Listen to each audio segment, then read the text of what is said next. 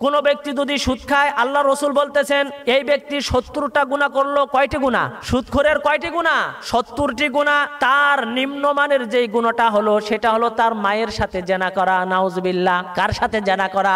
মায়ের সাথে জেনা করা। এই কথাটা বলাটাই তো অস্বাভাবিক। মায়ের সাথে জেনা, এই কথাটা তো বলাটাই একটা পরিবেশের মধ্যে পড়ে না। এত ভয়ঙ্কর একটি কথা, একটা খারাপ কথা, একটা বেমানান কথা। কথা বলুন ঠিক কিনা? তবে ওই ব্যক্তির জন্য সহজ যেই ব্যক্তি সুদ খায়। আল্লাহ তাআলা বলতেছেন সুদ খাওয়া যদিও কঠিন, সুদ খাওয়া তোমার জন্য যতটুকু কঠিন তার চেয়ে বেশি সহজ হলো তোমার মায়ের সাথে জেনা করা। নাউজুবিল্লাহ। কি করা? তোমার মায়ের সাথে জেনা করা। মহান আল্লাহ তাআলা আপনাকে আমাকে দুনিয়াতে প্রেরণ করেছেন। আমাদের কিছু চাহিদাও রয়েছে দুনিয়াতে। কথা বলুন ঠিক কিনা? আমাদের কিছু চাহিদা নাই? সবচেয়ে বড় যেই চাহিদাটা সেটা হলো অর্থনৈতিক চাহিদা। সবচেয়ে বড় যেটা চাহিদা, সেটার চাহিদার নাম কি? অর্থনৈতিক চাহিদা। এই অর্থনৈতিক চাহিদা আমরা কিভাবে পূরণ করব? আমরা আমাদের প্রয়োজনগুলো কিভাবে মিটাবো? আজকে আমাদের প্রয়োজনগুলো মিটানোর জন্য, অর্থনৈতিক চাহিদাগুলো পূরণ করার জন্য, সন্তানের চাহিদা পূরণ করার জন্য, সংসারের চাহিদা পূরণ করার জন্য আজকে পুরুষরা নানাভাবে অর্থ ইনকাম করা শুরু করেছে। কথা বলুন ঠিক কিনা? তবে দুইটি ইনকামের কথা আমরা জানি, আল্লাহ তাআলা পবিত্র কোরআনের মধ্যে বলে দিয়েছেন। তার মধ্যে একটি ইনকামের নাম হলো হালাল, অন্যটি ইনকামের নাম হলো কি? হারাম। মহান আল্লাহ তাআলা পবিত্র কালামের মধ্যে বলেছেন ওয়া আহাল্লাল্লাহুল বাইআ ওয়া হাররামার রিবা। আমি মাওলা পাক অর্থনৈতিক অবস্থায় আমি তোমাদেরকে দুটি অবস্থান দান করেছি। তার মধ্যে একটি অবস্থানের নাম হলো ব্যবসা। সুবহানাল্লাহ। একটি অবস্থানের নাম কি? ব্যবসা। অন্যটি যে অবস্থান রয়েছে এটা তার বিপরীত, সেটার নাম হলো সুদ। নাউজুবিল্লাহ। সেটার নাম কি? সেটার নাম সুদ। এটাকে আমি হারাম করে দিয়েছি। সুদকে আমি কি করে দিয়েছি? হারাম করে দিয়েছি।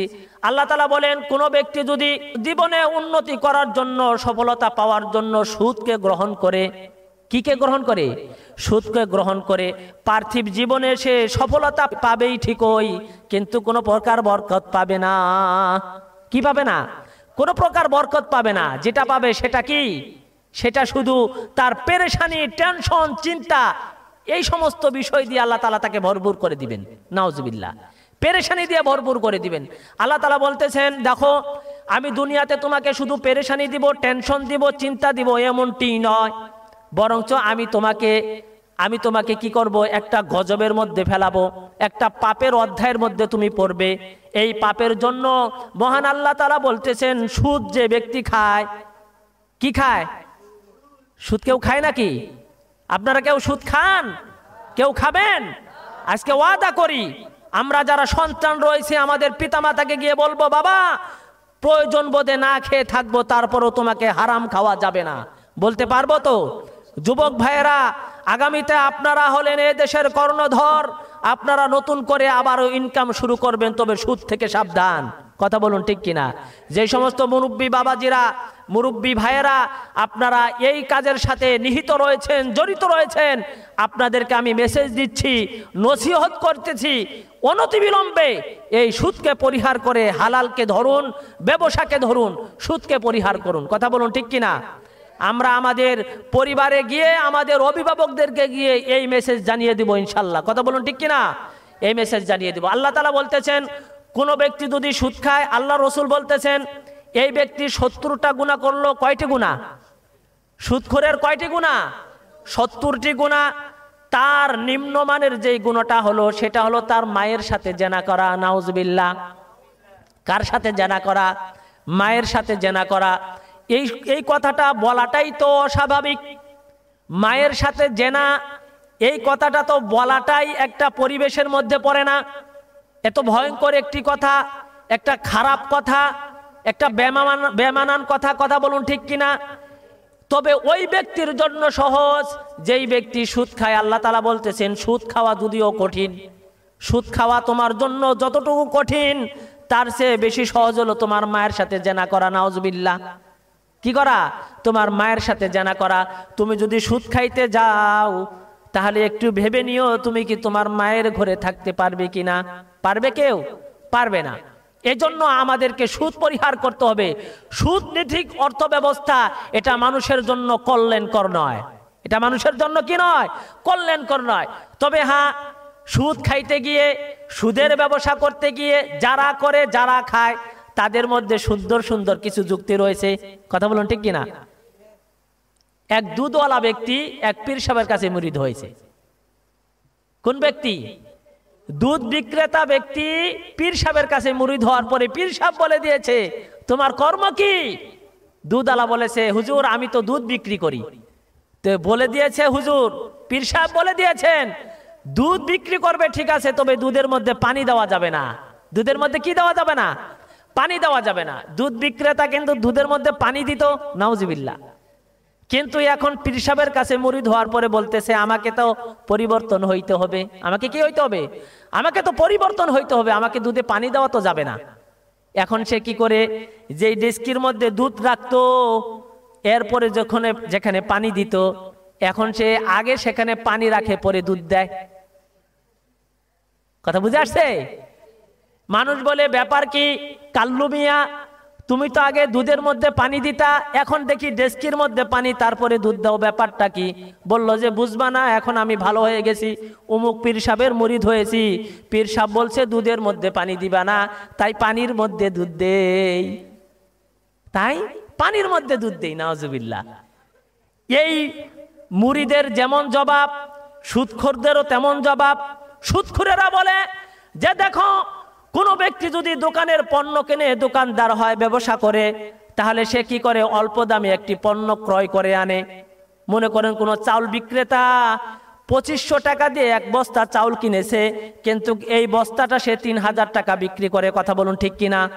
সুদখোর বলতেছে, ওই চাউল ব্যবসায়ী যদি তার দোকানের চাউল 2500 টাকার বস্তা যদি 3000 টাকা বিক্রি করা বৈধ হয়, আমারও তো এই টাকাটা অনেক পরিশ্রমের টাকা, কষ্টকরের টাকা, আমার টাকাটা অমুক ব্যক্তিকে দেওয়ার পরে 10,000 টাকায় 12,000 টাকা নিব, এটা কেন বৈধ হবে না? এটা হলো সুদখোরের যুক্তি। কথা বলুন ঠিক কিনা? এটা হলো সুদখোরের যুক্তি।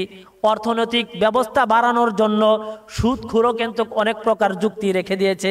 তবে আল্লাহর রাসূল সাল্লাল্লাহু আলাইহি ওয়াসাল্লাম বলে দিয়েছেন যে দেখো, ব্যবসার মধ্যে যেই ফজিলত রয়েছে, ব্যবসা কেন হালাল করা হয়েছে, তার তাহকিক, তার ব্যাখ্যা, তার তাফসীর কিন্তু রাসূল আকরাম সাল্লাল্লাহু আলাইহি ওয়াসাল্লাম বলে দিয়ে গিয়েছেন যে ব্যবসা করার কারণে ধনী ব্যক্তিরও অভাব দূর হয় এবং গরিব ব্যক্তিরও অভাব দূর হয়। সুবহানাল্লাহ।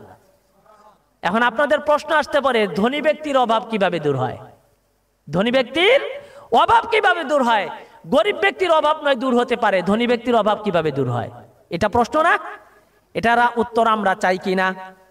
এটার উত্তর রাসূল আকরাম সাল্লাল্লাহু আলাইহি সাল্লাম বলে দিয়েছেন যে দেখো, কোনো ব্যক্তি যদি ধনী হয়, কোটি কোটি সম্পদের মালিক হয়, মেল ফ্যাক্টরি ব্যবসা, বিজনেস, অনেক তলা বাড়ি হয়, কোটি কোটি টাকা তার থাকতে পারে, তবে তার বাড়িতে কিন্তু চাউলের অভাব হয়। কথা বলুন ঠিক কিনা? কোটি কোটি টাকা হয় ঠিক আছে, কিন্তু রাতের বেলা রান্না করবে 1 কেজি চাউল তার কাছে নাই। কথা বলুন ঠিক কিনা? কোটি ব্যক্তির চাউলের প্রয়োজন বা চাউলের অভাব হয় কিনা? এমত অবস্থায় কোটিপতি ব্যক্তি যদি বলে যে না, আমি ওই চাউলের দোকানদারের কাছে যাব না, আর টাকাই রান্না করে খাবো, এটা হবে নাকি? টাকা রান্না করে খাইতে পারবে না। কোটিপতি ব্যক্তির টাকা থাকতে পারে অনেক, তবে অভাব কিসের? চাউল। গরিব ব্যক্তির অভাব থাকতে পারে সম্পদের, তবে তার আছে কি?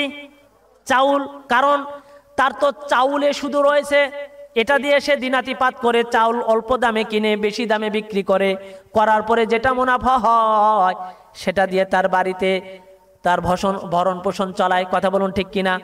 এমত অবস্থায় কোটিপতি ব্যক্তি যখন 3000 টাকা দিয়ে চাউল বিক্রেতার কাছে একটা চাউলের বস্তা ক্রয় করে, কোটিপতির চাউলের অভাব দূর হয় কিনা? কোটিপতির চাউলের অভাব দূর হয়। আর চাউল বিক্রেতা গরিব ছিল, 2500 টাকা দিয়ে বস্তাটা ক্রয় করেছিল, তার 500 টাকার প্রয়োজন ছিল। ওই কোটিপতি ব্যক্তির কাছে চাউল বিক্রি করার পরে তার 500 টাকার প্রয়োজন মিটলো কিনা? মিটেছে কিনা?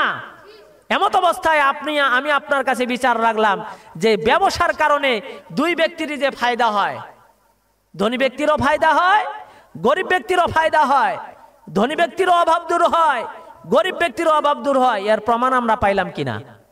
প্রমাণ পেয়েছি।